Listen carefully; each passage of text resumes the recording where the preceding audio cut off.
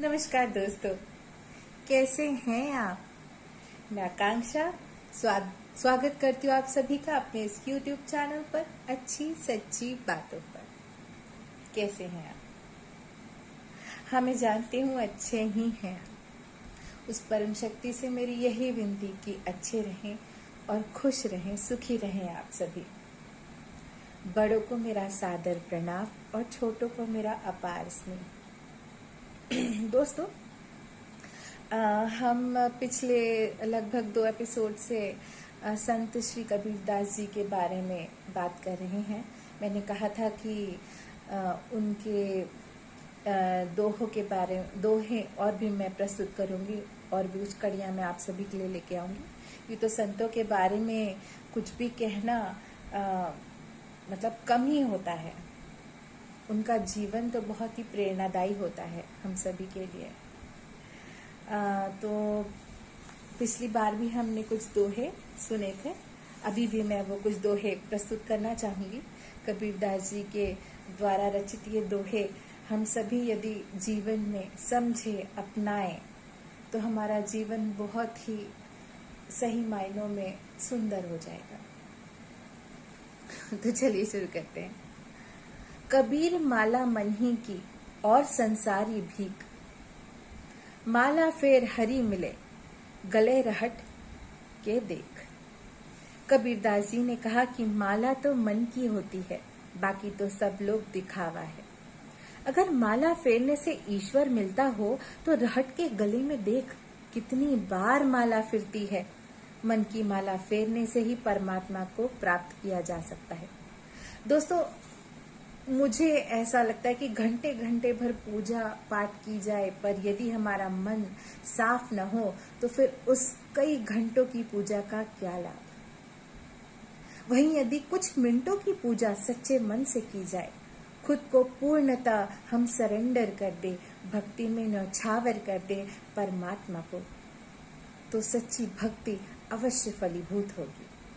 और साथ ही ग्रैटिट्यूड की भावना, हमेशा थैंकफुल, शुक्रगुजार रहे हम ईश्वर का, लोगों का, सदाचरण करेंगे तो फिर जीवन में प्रभु के आशीर्वाद की बौछार होती ही रहेगी।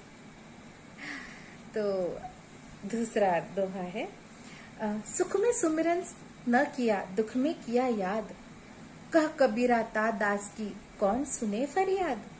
सुख में तो कभी याद नहीं किया और जब दुख आया तब याद करने लगे। कबीरदास जी कहते हैं कि उस दास की प्रार्थना फिर कौन सुनेगा। हम मनुष्य भी ना थोड़े स्वार्थी बन जाते हैं। दुख में रोते, आक्रोशित होते हैं, शिकायतों की झड़ी सी लगा देते हैं ईश्वर से। पर जब सुख की बात होती है तो उन्हें याद करना, धन्यवाद करना भूल ही जाते हैं। ऐसा न हो, ये हमें ध्यान रखना होगा। साई इतना दीजिए जामे कुटुंब समाए, मैं भी भूखा ना रहूं, साधु ना भूखा जाए। कबीरदास जी ने ईश्वर से यह प्रार्थना करते हैं कि हे परमेश्वर, तुम मुझे इतना दो कि जिसमें मेरा परिवार का गुजारा हो जाए, मुझे भी भूखे न रहना पड़े और कोई अतिथि अथवा साधु भी मेरे द्वार से भूखा न लौटे। कबीर जी का ये दोहा हमें संतुष्टि का मार्ग दिखाता है। जीवन में संतुष्ट होना यही सबसे बड़ी मूल्यवान वस्तु है, आभूषण है। यदि संतुष्टि का आभूषण हम में आ गया, हमने उसे धारण कर लिया, तो और अधिक की जो तृष्णा हमें कभी भी नहीं सताएगी। जब व्यक्ति संतुष्ट होता है तो वह कभी भी अधर्म के मार्ग पर नहीं चलता। वरना ये तो मन चंचल है, बड़ा ही चंचल है। इच्छाओं का अंत कहाँ है। इच्छाएं तो आकाश की तरह होती है जिसका कोई अंत ही नहीं। अगला दोहा कुछ इस प्रकार है,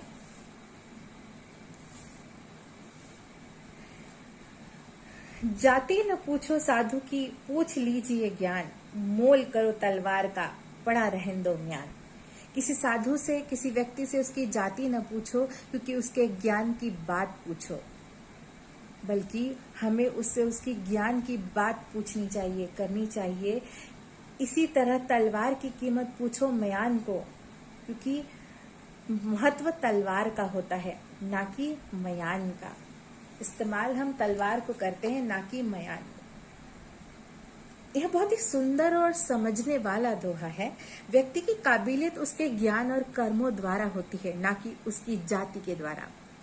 भारत, जी हाँ, भारत एकमात्र ऐसा देश है जहाँ सभी धर्म, जाति, संप्रदाय के लोग रहते हैं। प्रेम और भाईचारा विख्यात है यहाँ।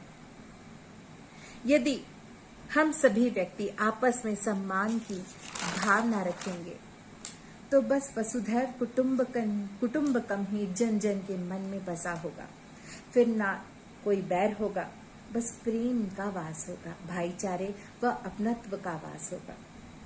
न केवल भारत, मैं तो कहती हूँ अपितु सभी देशों के मनुष्य हमारे अपने परिवार जन से ही प्रतीत होंगे। देश, बोली और रंग चाहे कुछ भी हो, पर मन में मनुष्यता का प्रेम आपस में सदा अविरल बहता रहेगा। दोस्तों, मैं तो यही चाहती हूँ। अगला दोहा, लूट सके तो लूट ले राम नाम की लूट, पाछे फिर पछताओगे प्राणी जाही जब छूट। कबीरदास जी ने कहा कि हे प्राणी, चारों तरफ ईश्वर के नाम की लूट मची है। अगर लेना चाहते हो तो ले लो, जब समय निकल जाएगा तब तू पछताएगा, अर्थात तब तेरे प्राण निकल जाएंगे तो भगवान का नाम कैसे जप पाएगा। यह देह माध्यम है।